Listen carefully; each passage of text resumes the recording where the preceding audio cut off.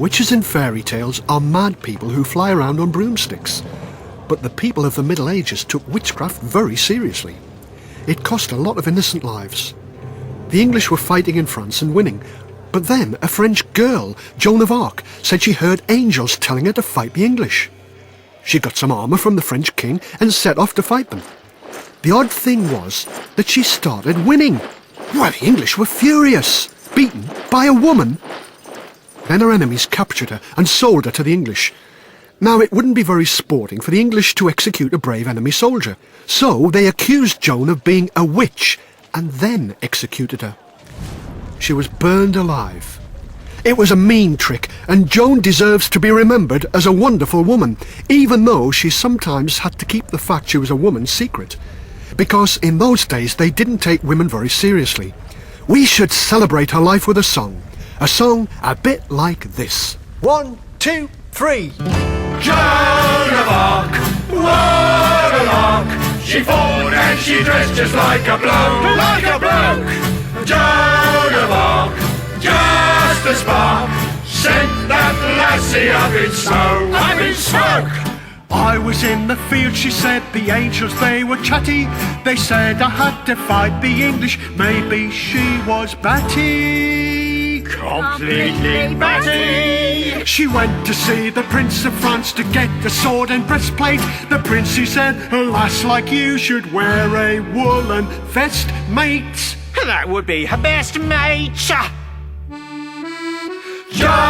of Arc, what a lark! She fought and she dressed just like a bloke, like a bloke. Joan of Arc, just a spark, sent that lassie up in smoke, up in smoke. But Joan, she went to Orleans town and fought and feared for nothing.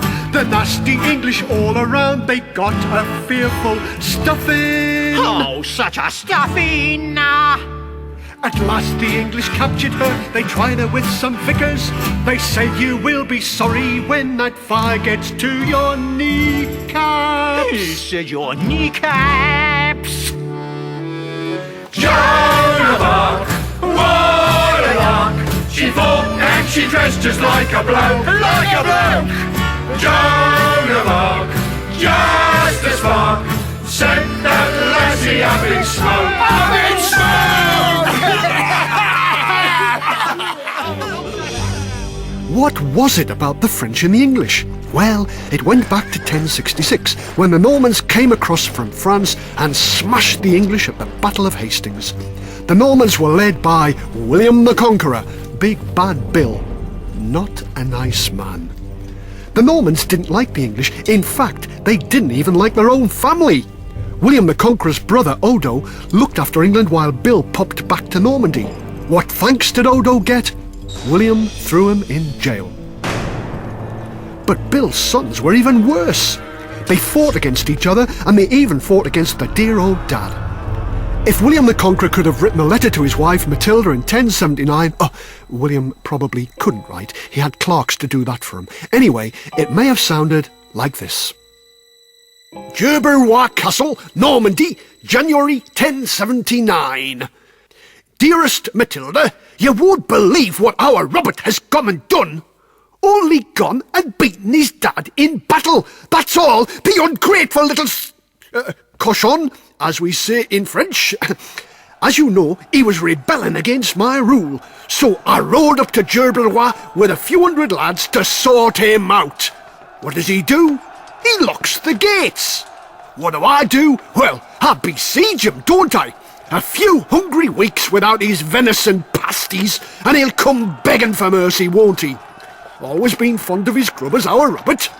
But he doesn't. Instead, he gets his forces together and comes charging out of the castle. He attacks me. I thought I was supposed to be attacking him. Of course, he's made a big mistake. No one's ever beaten your William in battle, as you know. He charges straight for me, takes me by surprise, that does. Knocks me clean off me horse. Oh, don't worry, my love.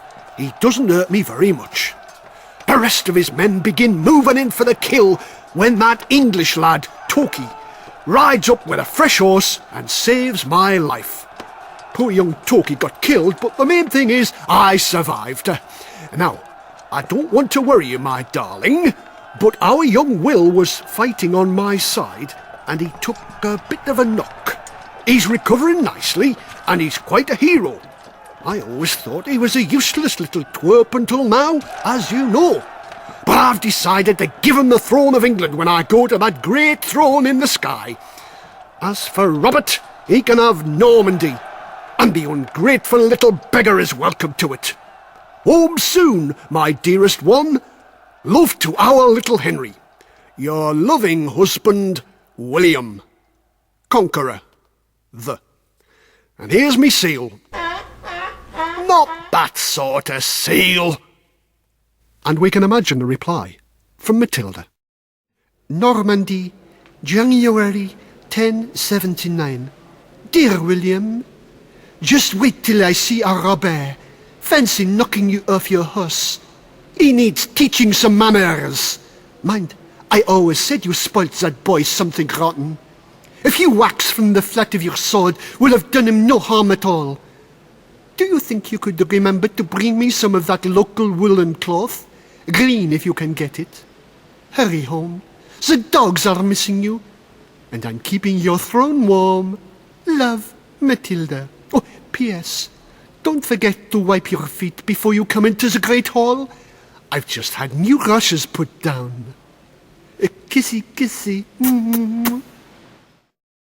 William forgave Robert enough to leave him Normandy. But when old William died, young William Rufus got England. This caused a lot of quarrels between the brothers. Each wanted what the other had. And a third brother, Henry, got just £5,000 of silver, which he hurried off to weigh and lock away. Who came off best? Well, Henry, actually. William Rufus was killed by an arrow when he was out hunting in the New Forest. Though some historians think Henry may have arranged that accident. Henry took William's English throne, crossed over to Normandy, and defeated Robert in battle, and took Normandy too. Henry had the lot. William the Conqueror would have been proud of his murdering, fighting, ruthless son.